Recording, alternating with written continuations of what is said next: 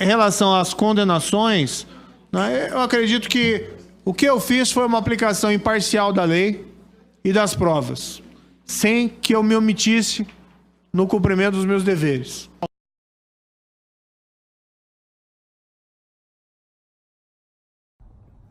Ponce de Miranda, o famoso jurista, né?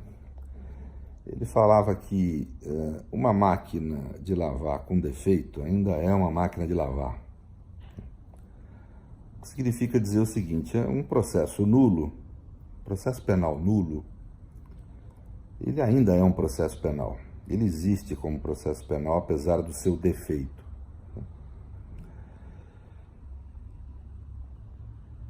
Um julgamento por um juiz parcial, um processo penal em que desde o começo o juiz, junto com a acusação, procuram articular um conjunto de atos cujo resultado pretendem a condenação, ou seja, não apenas um juiz parcial, mas um juiz que pretende um agir político e não jurídico.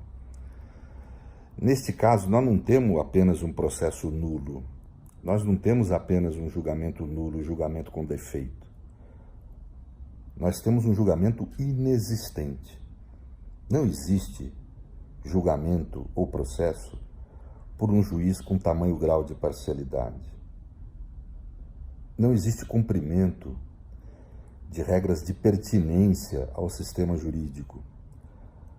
Porque não se trata de inobservância apenas de princípios constitucionais e de legalidade. E os princípios constitucionais vulnerados são princípios mínimos, ou seja, princípios garantidores de um mínimo de civilização,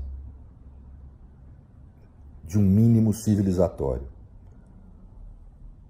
Lula hoje é vítima da violência pura do Estado. De fato, sem nenhum julgamento, sem nenhum processo. Ele é vítima de uma medida de exceção.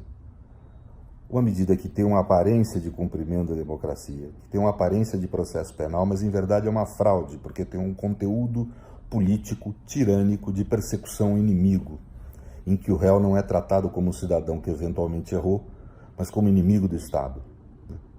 Portanto, não podemos aceitar isso, nós temos que repudiar. Trata-se de uma violenta agressão aos direitos, à Constituição e à democracia.